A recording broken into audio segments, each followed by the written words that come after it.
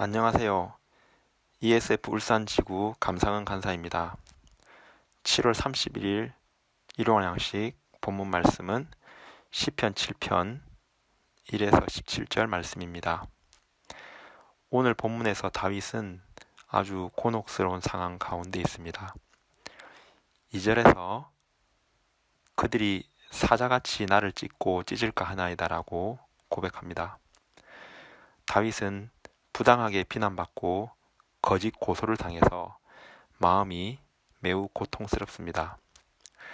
거짓 고소와 비방이라는 죽이는 말들로 자신이 찢겨지고 물어뜯기는 어려움을 당합니다.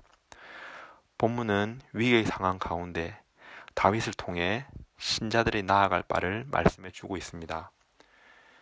다윗이 첫 번째 한 것은 죽게 피하는 것이었습니다. 부당한 일을 당할 때 친구들에게 뒷담화를 하거나 혼자 끙끙거리며 앓고 있을 수도 있습니다. 뒷담화는 비슷한 처지의 사람끼리 대화하는 것이기 때문에 문제 해결은 쉽지 않습니다. 잠깐 감정적으로는 괜찮을지 모르지만 늘 제자리입니다. 비난과 거짓 고소와 억울함은 또 찾아옵니다. 더 슬픈 것은 그런 곤혹스러운 상황이 반복해서 계속 찾아온다는 것입니다. 이때 다윗은 그 누구보다 강한 하나님을 찾습니다. 다윗이 두 번째 한 것은 구원을 요청하는 기도입니다. 구원해 달라는 것은 자신을 고통스럽게 하는 문제들로부터 건져 달라는 것입니다. 다시는 이런 부당한 취급과 거짓 고소를 당하지 않도록 구원을 요청하는 것입니다. 계속해서 자신을 상처내는 말들과 머릿속을 맴도는 부정적인 생각들에서 구원을 요청하는 것입니다. 문제가 해결되지 않는 이유는 기도하지 않기 때문입니다. 전능하신 하나님으로부터 오는 도움을 위해 기도하지 않기 때문입니다. 기도하지 않기 때문에 문제 해결이 없습니다. 시편은 구원을 위해 기도하라고 명령하고 있습니다. 세상이 주는 모욕과 부당함을 들고 하나님께 기도하라고 말씀합니다. 3절부터는 누가 하나님께 이런 기도를 드릴 수 있는가에 대한 말씀입니다. 기도하는 사람을 향한 첫 번째 권고는 좋은 관계의 사람이어야 한다는 것입니다.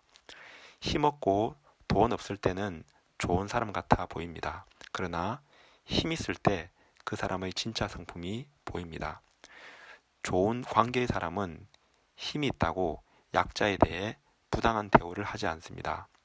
실수는 있을 수 있겠으나 친구들에게도 선을 행합니다.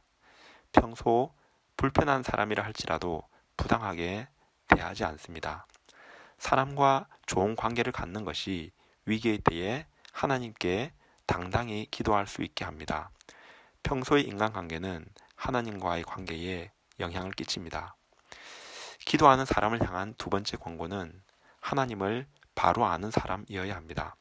하나님을 제대로 아는 사람이 구원을 요청하는 강력한 기도를 올릴 수 있습니다. 다윗은 하나님을 모든 민족들이 우러러보는 심판주로 믿고 있습니다.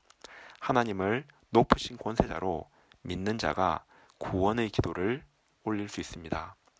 하나님은 낙심과 고통 중에 있는 신자의 기도에 반응하시는 분이십니다.